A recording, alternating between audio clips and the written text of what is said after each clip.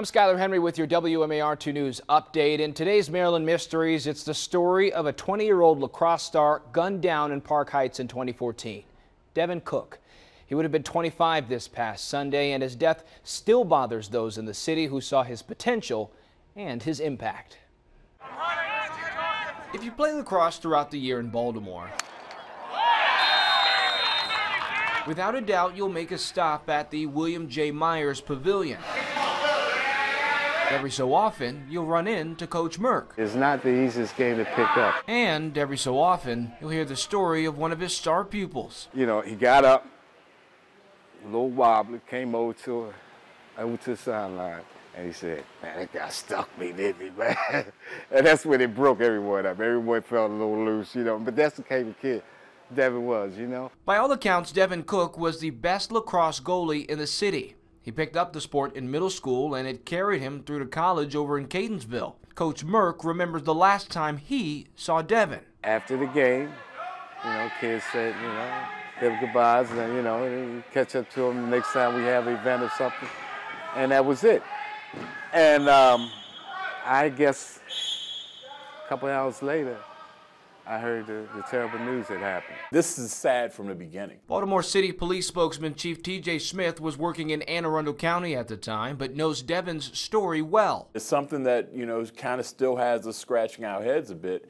This is not a kid that was involved in drugs, wasn't involved in gangs, wasn't a gun toter. He was a young man playing lacrosse, taking care of his younger brother, and a loving son of his mom. Devin Delonte Cook was, to use his mother Rhonda's words, on his way. He used lacrosse in school as a driving force to keep busy, though his jobs as a barback and at the Maryland Zoo took up most of his other spare time. With his own money, Devin scraped up enough to buy an old, beat-up 1997 Nissan Altima, his get-around car to wheel him and teammates to lacrosse matches around town all summer. It was a warm night in late July 2014. The pride of a proud mom and a determined man in his own right, Devin was in the middle of dropping off his lacrosse buddies when he stopped his car on Willern Avenue in Park Heights. Someone started shooting. Devin fell into the street right there. We got there, paramedics got there, minutes later he was pronounced deceased. Devin's friend was also hit. He survived, but was only able to give police a limited description of the shooter. Paramedics found him less than a mile away on Cold Spring Avenue. Rhonda, who is still too shaken up for an on-camera interview with us this go-round, did sit down with WMAR 2 News months after Devin was killed. She got a call the morning after the shooting. It was Devin's girlfriend. They didn't just kill Devin.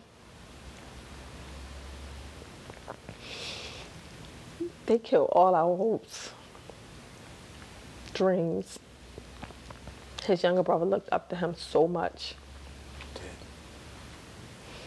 And he wonders why Devin cannot play lacrosse with him. A sinking feeling for Rhonda and those closest to Devin, only made deeper by the years of not knowing who would want to do anything to the 20-year-old who was going places. This wasn't a young man who was going to grow up to be a repeat violent offender.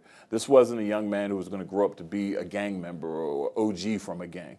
This is a young man who would have grown up to mentor other young people, to get other young people active in sports or something else positive to keep them off the streets. For Coach Merck, it's a feeling of what if and what could have been, as Devin's love for the game often brought him here to the pavilion as well, sharing his knowledge and skills with those who suited up. He's the kind of kid that knows how to give respect.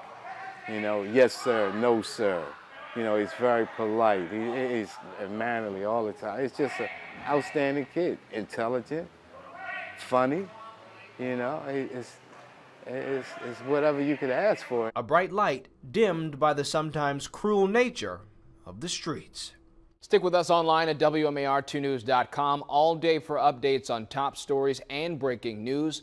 Also for news and weather while you're on the go, you can download the WMAR2 app in the App Store. You can watch live radar and get breaking news sent straight to your phone. Thanks for watching. I'm Skylar Henry.